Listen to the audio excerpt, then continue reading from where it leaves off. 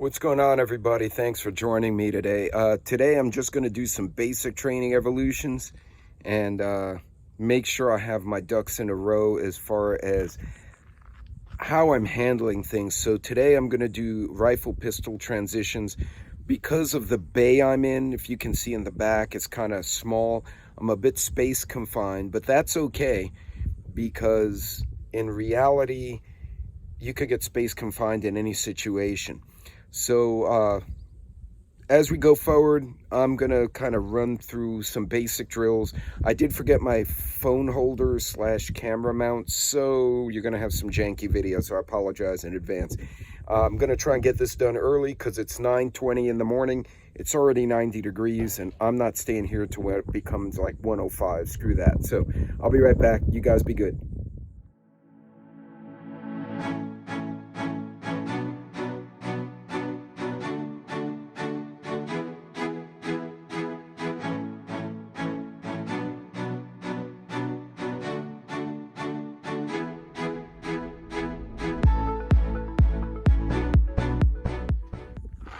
Well, welcome back, gang. So because of the fact that I'm in that first tactical bay, because I didn't want to take up, there's some 3-gun shooters over here and they're doing some serious training. I took the small bay just so they can use the big one, which is courtesy, right? Today I'm going to be using a full-size HK 416, but this one's chambered in 22, and then the HK VP9 SK, the subcompact 9mm, which is my carry piece. What I'm trying to do here, I have a goal. I have a couple of goals. One, I want to train myself to go from the carbine to the sidearm in street clothes, the way I would normally carry. Now, I don't walk around with one of these, obviously. This guy's usually under my shirt.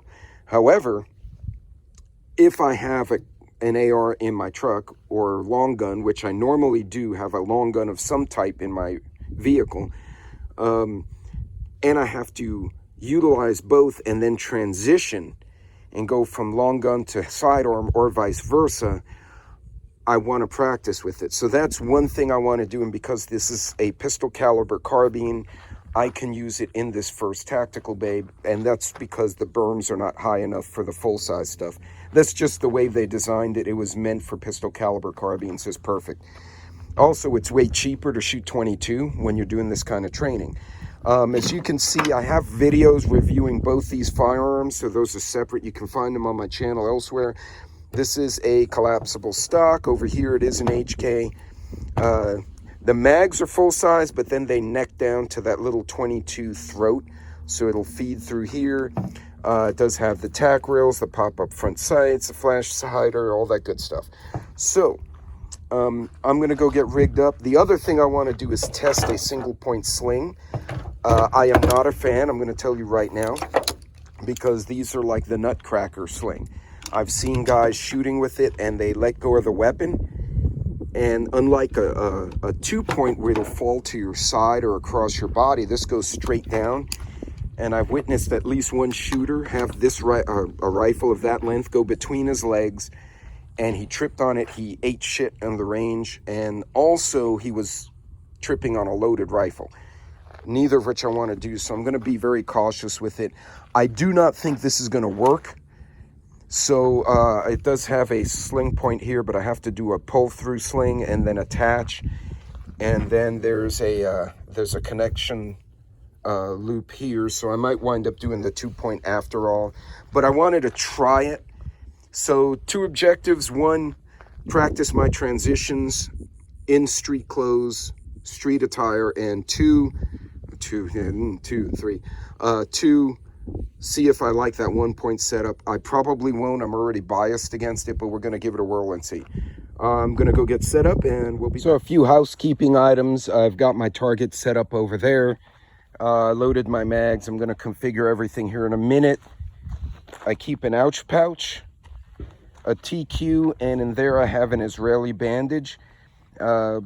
It blows my mind. I've gone to clay shoots or whatever tournament. You got 300 guys out there with shotguns, and I'm the only one with a tourniquet.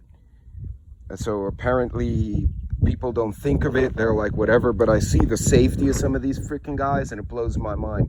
Speaking of safety, so You have the little symbolic spool. There's your target. And then I have this canopy above me. Look at that. I don't know if you guys can see it. There is freaking holes up there. And this is why we practice safety. I mean, what the hell were you doing that you shot way the hell up there? Like, I don't get it. Anyway, all right, rant's over. I'm gonna get set up. So I'm at the range, and I legit don't know what made this hole. That hole's about 6-8 inches in diameter.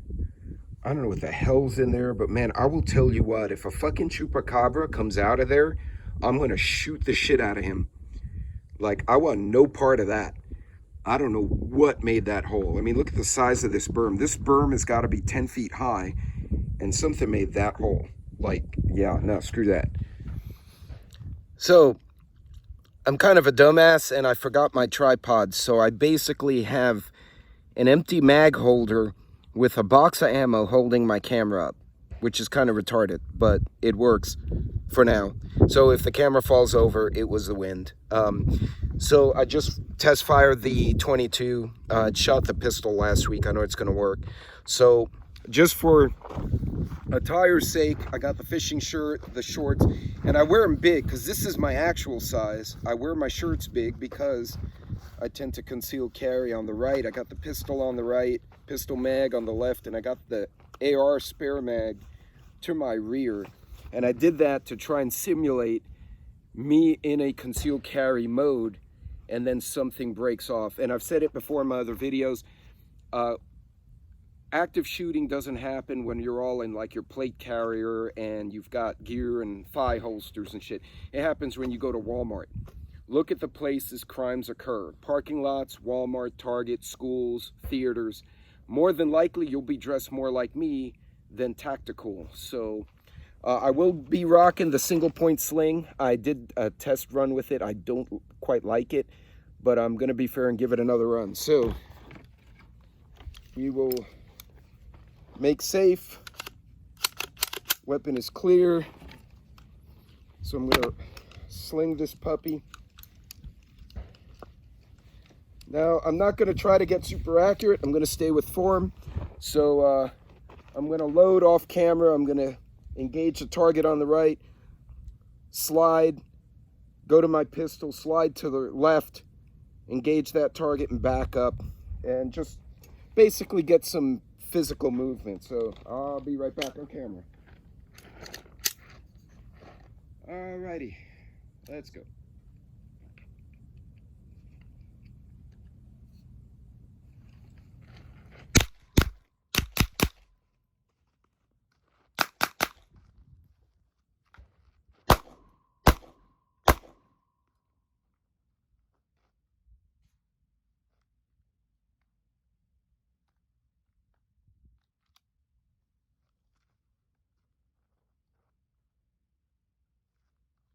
So, I learned something right there. This new holster, my shirt gets caught in it.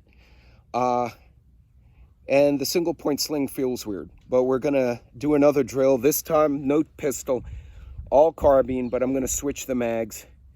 And I'm probably recording this as much for myself as y'all. But y'all, I'll be right back. Let me get off camera, reset, and we're gonna go again.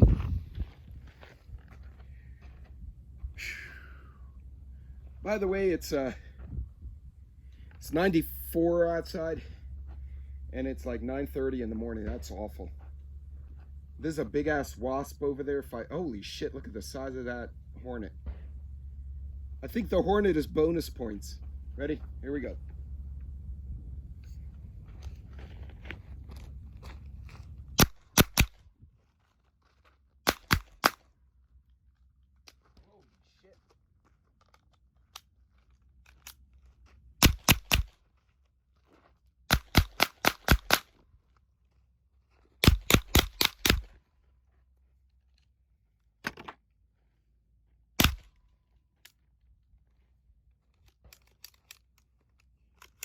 Weapon clear, no mags. So the single point is doable. It feels weird to me. I like the 2-point better. My problem is I'm afraid to let it go. So Weapon's clear, no mag.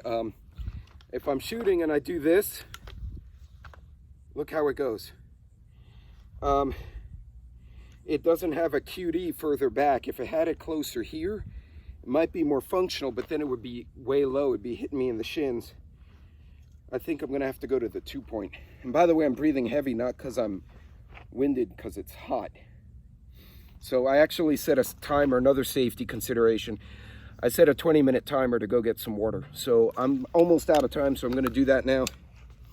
And then we'll come back to do some more drills. All right, one more drill. So I ran different drills, holster, non-holster, stuff like that. Weapon is cleared as before I started, so I'm gonna load off camera. We're gonna engage the targets one more time. I was checking 0, it's an accurate, you know, when I aim, this 22 probably put them, you know, in a little hole. My sights are good. The rifle's accuracy is good. So any bouncing you're seeing is me moving, which is something else you want to learn, is be familiar with where your shot placement is when you're physically moving towards something. I'm on a sandy location. There are rocks. I'm tripping on stuff. I'm wearing boots. It's hot. So training in an actual physical environment, not just a range, but in the heat, the sand, the sweat, it changes the dynamic of what you're doing. So it's important stuff. So we'll do one last drill. I'll keep this one basic. Engage left target this time. I got my left and right backwards because I'm looking at the screen. Engage the left target, reload, swap to the right, and retreat. And we'll see how that goes. So let's have a little bit of fun here.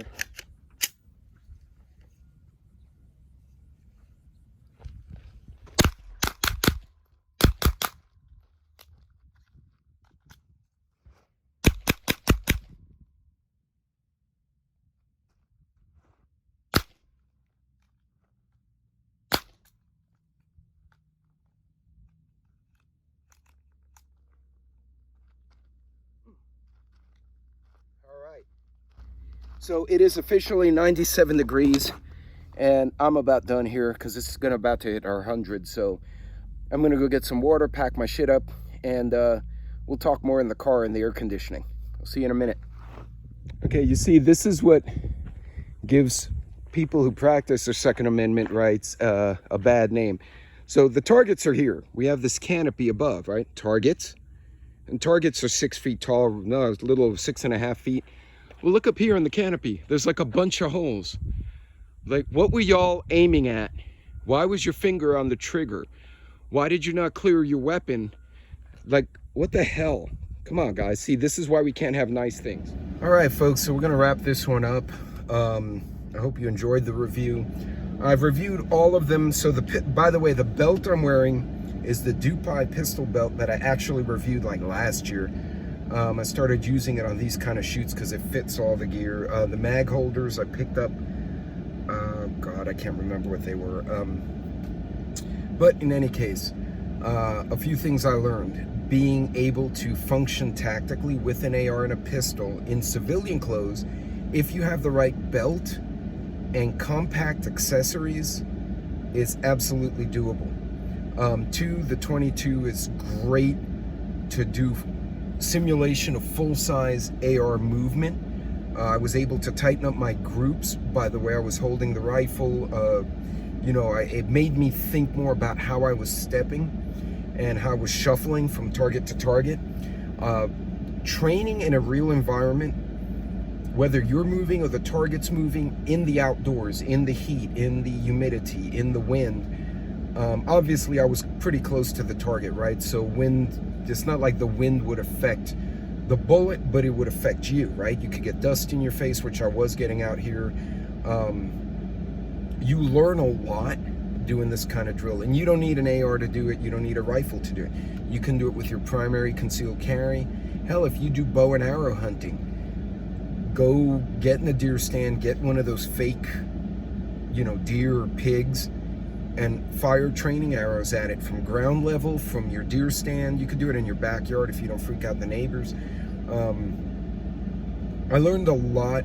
I did realize that reholstering one-handed with a loose shirt in my holster for the pistol can be a challenge. And that was good to know, because that's something I have to keep in the back of my mind, that it probably would behoove me to tuck that shirt if I have, once I draw the pistol and fire, I may have to then tuck the shirt, or I'm gonna have to put the other hand to the shirt so I can reholster and go back to my rifle.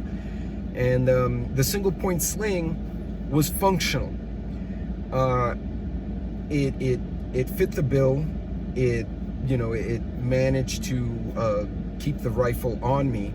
I could not let it go though, which with a 2-point sling, completely different situation. If you have it done right, you can let it go and it'll either go across your body at a 45 or down your side, depending on how you prefer, or you can even rotate it and it'll go to your back and you can go to your pistol. With that 1 point, if I let it go, it goes down and sideways. If they had a QD point on the back of the HK416, I could have done a quick deploy from there, but then the rifle would probably be hanging so low it would hit me in the shins when I let it go. And that's not functional either, right? The 2-point sling, you can let it go. It's not between your legs, it's not hitting your feet, and it's not hitting you in the crotch, and it's not swinging around everywhere. 3 points get very complicated. I'm not a super big fan of them. I've seen them used, and I guess if you train with it, it's functional, but I didn't like it. So I guess the 2 point's the way to go. I'll leave the 1 point on there for now because I don't have something better yet. But eventually I'm gonna transition that away and make it into a 2-point sling. But my goals were originally to practice the transition a little bit from pistol to rifle, which I did. I learned about that holster. And also to do mag swaps and move and increase my accuracy, get a better understanding of how my movement affects my aim. And the more I focused on it, the more I paid attention as I came up for the target, engaged it, moved to the side, engaged, backed up and engaged. I realized there are little tricks like keeping your knees bent. You're kind of shuffling your feet almost, instead of taking big bounding steps like you would say in the park, just walking around for exercise. You're almost quick shuffling to go left, to go right, so you're not bouncing around physically. So I learned kind of what I needed to learn. It was a good practice session. It got freaking hot. Like I said, it's 90 degrees. It felt hotter, but it's actually, well, let's see. It's about 90 right now. But the sun's at an angle, so I was getting direct sunlight. Again, in a real life situation, you'll be in civilian clothes. The sun may be in your eyes. You may have dust. You may have big ass hornets like the one you saw earlier. There are a lot of things that can happen. So being able to train in an outdoor or a uncontrolled environment, other than you're controlling your firearm in a safe lane, other things can come in and affect you. The sunlight, the humidity, the wind, the heat, the sand, tripping on rocks and shell casings. These are good things to understand how you move, how you're gonna react. So anyway, that's it for this one, guys. I might go and shoot Super Chicken. I haven't decided. For those of you who have not seen the Super Chicken video, it's an old video. But I'll do a Super Chicken video another day. In any case, guys, God bless, Godspeed. I will see you on the next one. I hope this gave you some ideas, and remember, you don't even have to go to a range. You can clear your weapons, or even use an airsoft in your backyard, in your house, and get familiar with the body movement, the muscle memory. It'll pay dividends later. And remember, don't buy anything that's illegal, or, well, at least don't get caught, I guess. I don't know what the hell to tell you, shit. Anyway, guys, be good. Take care of yourselves.